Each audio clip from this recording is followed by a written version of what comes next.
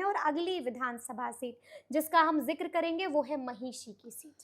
देखिए, महिषी की सीट जो है वह सहरसा जिले में है और यहाँ माना जा रहा है कि यहाँ जेडीयू का उम्मीदवार बदला जा सकता है।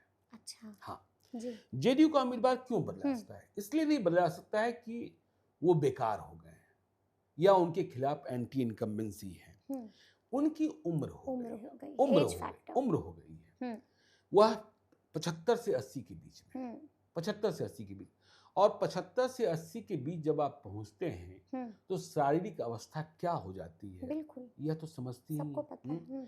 और जेडीयू में नीतीश कुमार की सेहत को लेकर सवाल पैदा होते रहते हैं। तो अब जेडीयू में जो लोग फैसला कर रहे हैं उन्हें जेडीयू का भविष्य अगले 10-15 वर्षों के लिए तैयार करना है। यह नहीं कि भाई नीतीश कुमार की अवस्था के मुताबिक यदि निशांत को लाने की कभी बात होती तो इसलिए बात होती है ना कि भविष्य की जेडीयू के भविष्य जेडीयू बचा रहे। तो गुंजेश्वर शाह वहां से जेडीयू के जीते हुए हैं, ठीक है। लेकिन उनकी उम्र इतनी हो गई है तो अब वह रिप्लेस हो सकते हैं, उनको बदला जा सकता है और यह माना जा रहा है कि वे बदल दिए जाएंगे। अच्छा। लेकिन बदल दिए जाएंगे तो बदली हुई परिस्थितियों में टिकट किसको मिलता है? कई दावेदार होते हैं। बिल्कुल भाई होता है। बीजेपी की कोई दिलचस्पी इस विधानसभा क्षेत्र को लेकर नहीं है, कोई दिलचस्पी नहीं है, कोई दिलचस्पी नहीं है। तो अब क्या है कि देखिए, एक राजकुमार शाह है, गुंजेश्वर शाह, राजकुमार शाह, मतलब आप समझिए कि यहाँ वैसे ही चलेंगे।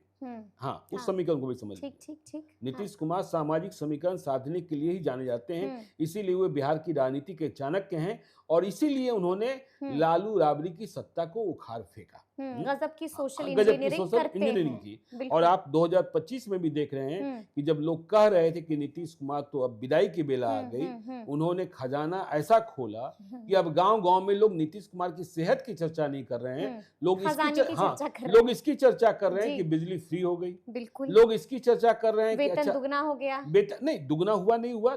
हाँ, कि लोग इसकी चर्चा, हाँ, सामाजिक सुरक्षा पेंशन, बिल्कुल लोग कह रहे हैं कि अच्छा बेटा बेटी से कम दवा के लिए पैसा तो नहीं मांगना पड़ेगा, हाँ, दूध के लिए पैसा तो नहीं मांगना पड़ेगा, और वह पैसा 1100 रुपया।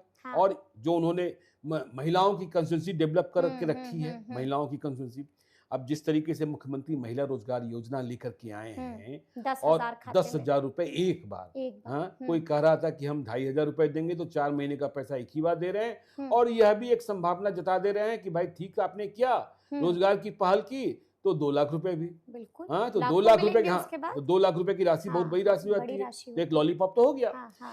तो गुंजेश्वर शाह का यदि रिटायरमेंट हो जाता है तो फिर क्या उनके परिवार से होगा? लेकिन वहां जिस उम्मीदवार की चर्चा अभी सबसे अधिक है, क्योंकि चुनाव लड़ने के लिए आपको साम दाम दंड भेद सब कुछ, आप हमेशा कहते हैं झंडा डंडा और बंदा, हाँ, और माल। अब तो चुनाव भी बहुत, तो घनश्याम चौधरी की चर्चा अभी जेडीयू के उम्मीदवारों के तौर पर सबसे आगे है, घनश्याम, और इन्होंने अपना सब कुछ वहां न्योछावर करके रखा है।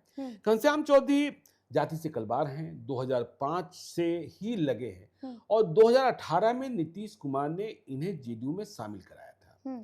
तो इनकी दावेदारी बड़ी मजबूत, और जिस तरीके से वहां तैयारी चल रही है कि 24/7 लगे हैं, गांव-गांव बूथ कमेटियां, सोशल मीडिया पर प्रेजेंस, तो यह लग रहा है कि भाई यह जो घनश्याम चौधरी हैं वो चुनाव लड़ते हुए दिख रहे हैं। लेकिन हमें बाकी दावेदारों की बात भी करनी होगी कि जैसे राजकुमार शाह हैं, पहले भी चुनाव लड़े हैं, यह भी दिनेश यादव के आदमी हैं, यह भी लगे हैं, ठीक है ना। उसके बाद देखिए देवेंद्र कुमार देव हैं, यह भी जाति से तेली हैं। तो यहाँ ये है जेडीयू के भीतर। यदि आरजेडी की बात करें बिल्कुल तो सबसे ज्यादा चर्चा किसकी है? गौतम कृष्णा एलियस वीडियो साहब। अच्छा। एक मेहनत कश आदमी है, इसने वीडियो की नौकरी छोड़ी और पहले पप्पू यादव के साथ जुड़े, चुनाव लड़ा, फिर आरजेडी के साथ। पिछली बार इन्हें बहुत मामूली मतों से हारे, बहुत लोग कहते हैं चुनाव हरा दिया गया। अच्छा। और मेहनत कश आदमी है, गरीब उम्मीदवार है, लेकिन है बड़ा पॉपुलर। अच्छा। हाँ, है बड़ा पॉपुलर, इसमें कहीं कोई शक, सेल्फ मेड है। हाँ, सेल्फ मेड आदमी, हार्ड वर्किंग, हाँ, हार्ड वर्किंग है। तो इनकी चर्चा वहाँ तो अधिक है।